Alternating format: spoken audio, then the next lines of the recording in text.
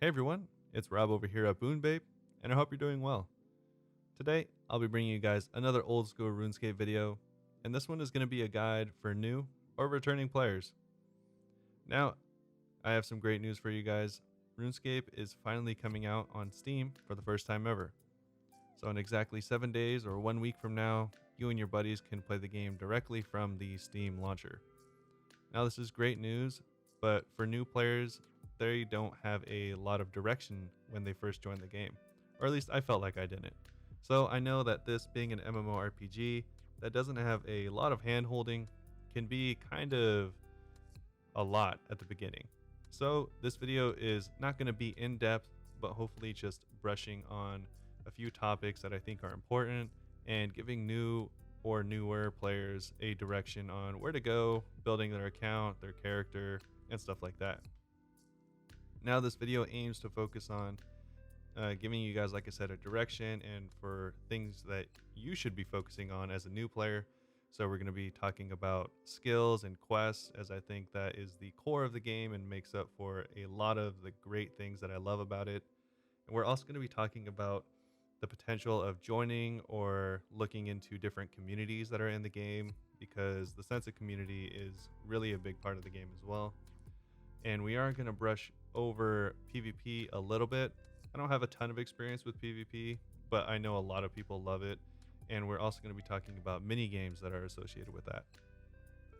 Lastly, we're going to be going over membership, the possibility of membership, and when I think you should look into getting it, and everything that has to go in with that and everything that that offers. So like I said, hopefully this video will give you some sort of direction when you do start playing the game, or if you have already started and feel kind of lost, hopefully this will give you guys a little bit more information and maybe point you in the right direction. Now, without further ado, let's jump into the video. So here we are, starting on the first thing, which is going to be skills. Now, a lot of people love getting their skills up, and I am no different. I really love just seeing the number go up. It's really as simple as that. And I really prefer combat skills such as strength, attack, defense. But when you first start the game, you do have quite a few skills that you have access to. I think it's 12 in total for free players. And that really gives you a lot of different options and directions to go. And I would honestly recommend just trying a little bit of everything. Maybe get 10 points in every skill or 15 points in every skill. That's personally how I would attack it if I was a new player, because this gives you a really wide range of different experiences and knowing different areas of the map. And this will really round out your character and your account, but it'll also give you a chance to think about which experiences that you really enjoyed doing. Like if you really enjoyed going mining and using the stuff that you got from mining to then make certain stuff for smelting, and that's really enjoyable for you, then all the props to you. You can just go do that 99, or maybe that'll also give you other options, because I know at least on my way to higher level skills, I realized that I liked fishing after level 45, for example, but before then it wasn't really my favorite. So by putting a little bit of time in all these different skills, it really gives you a well-rounded experience in the game, and really puts you on the right path for if you ever do want to be members, you do want to have higher skills, it'll get you off on the right foot going into members. Now, as far as skills go, if you do need any help with any of that, here is the OSRS wiki. Now, this is a godsend of a tool. Any skill, any quest in the game, you can come here and check out guides for it, and it'll tell you the best money per hour for like certain skills, or the best places to get experience. You need anything in order to do a specific training method, and it's honestly really great, and I would check it out if you plan on playing the game for any period of time. It'll also help you with the next topic, which is quests, and quests really tie in with skills, especially at the beginning, because a lot of quests will reward you experience in all these different skills. So quests can be a great introduction, but like I said, I would still recommend maybe doing all of the skills until like 10 or 15, and then you can jump on some quests maybe in between, and they'll also introduce you further into each of these skills And like I said, that'll really round out your account and give you those experiences, and you'll slowly learn what your preferences. That brings us to our second topic that I just touched on, which is quest. You can see me doing Romeo and Juliet in the background, which is one of the most well-known starter quests. Now, quests in general are great for your skills. They give you a lot of experience for certain skills, or they'll give you lamps and you can choose which skills that you want to level up. Now, this is huge for leveling up certain skills because a lot of skills, when they are in their very starter stages, can be kind of difficult to train. So, this boost will make it so leveling or training that skill starting from 5, 10, or 15 a lot more manageable and easier to do than if you did start runecrafting from, say, level 1, which can be a hassle and making it much more enjoyable starting at a later level. Now, on top of that, they also can give you great gear rewards. Some of the best gear in the game is got from doing quests. Usually, they are longer meta quest lines, but that makes them feel a lot more rewarding and enjoyable. And speaking of enjoyable, a lot of the quests in RuneScape are actually really well done. They either have a great story or are really funny, and they really bring certain parts of Gilnor to life and makes it so that whenever you do go back to those areas, you kind of remember that you had a really interesting or funny experience there, and they're usually related to quests and diaries. Now, achievement diaries are a members exclusive thing, but just like in skills, by completing quests and completing skills, that'll move you forward on the path to getting diaries done. Now, diaries usually require you to have a certain level of skill and even some quests done. So, if you ever do end up going members, then this will put you way ahead of if you had never done any quests. And as well, if you do want to equip some of the better items in the game, you do need to have certain quests done. So this will help you on multiple fronts, and you'll likely have a good time doing it. So here, I'm going to briefly touch on the community and community chat aspect of the game. You can get it by going to the two faces and join chat. Now here, you can join a couple of chats. My favorite two are Small EXP Lamp and Rice Cups Mr. Iron Bar chat.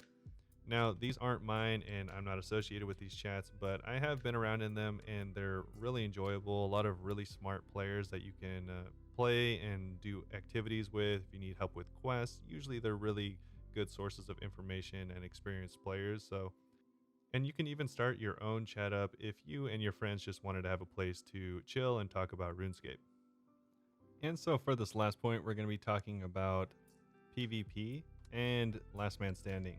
So they go kind of hand in hand because, in my experience, PvP is pretty hard, but Last Man Standing is a great mini game that you have available to you whether you're members or free to play. And essentially, Last Man Standing lets you go into an island, and it's exactly like any battle royale. Only one person wins, and you PvP to victory. So this is a great way for you to get into PvP with very low cost up front and very high potential money if you win or get close to winning. So I'd recommend it even if you don't think you'll like PvP, at least try it out. It is actually really fun. I don't like PvP, but I like Last Man Standing. So if you do like PvP, you can find community chats like we were talking about just a minute ago, and you can find your community of people to help you figure out all the nuances of PvP. And like I said, if you want even more practice beyond that, try out Last Man Standing and let me know how it goes. Finally, here we are onto the big question of the video, which is, should I get membership and is it worth it? Now, surprising to a lot of people, I'm going to say no. I don't think you should purchase membership right off the bat. For most people, that's not the way to go. If you play the game for a day or two and you're kind of getting burnt out, then you'll be kicking yourself that you purchased membership for an entire month.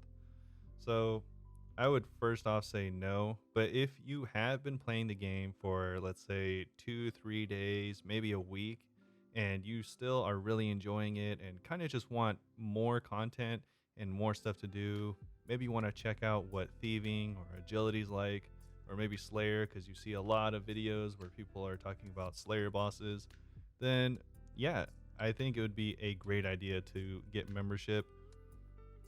And as far as obtaining membership, you can buy it with in-game gold, which is usually the way I do it. But when I was a new player, getting gold is, or at least enough gold for a bond, is pretty hard and time consuming and usually takes a bit of knowledge.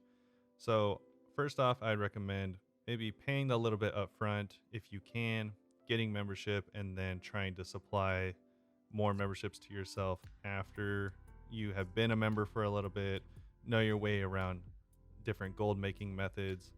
And if you do need a little bit of help getting gold or knowing how to get gold, then again, check out the RuneScape wiki. They have a ton of methods on there. And overall, I wouldn't play the game without membership. It is infinitely more fun. There is about double the amount of skills, as well as 2/3 more area to explore. There is tons and tons, dozens and dozens more quests for you guys to tackle and have fun with. So it would just make your overall experience better. I'm not trying to sell you on membership. I'm just answering and giving you the information I wish I knew when I was first playing, where I bought membership from day one. It worked out for me because I really ended up enjoying the game, obviously, but for a lot of people, that might not be your case. So that is going to be my take on membership. So thank you everyone for sticking around to the end of the video. I really hope it did give you guys some insight or some direction for you as a player and for your account. If it didn't, or if you're more confused, I'm sorry, but please leave any questions that you might have down in the comments, and I will be sure to elaborate on them or tell you what I would do in that situation, anything like that. And if it's a really great topic, then maybe I'll even make another video on it. So thanks again for watching, everyone. And make sure to go check out our podcast that me and Michelle are doing every week. There should be a new episode tomorrow. So go check that out. All the links for all my social media as well as the podcast are going to be down in the description. And thanks again for watching. I'll see you guys very soon. Have a great day.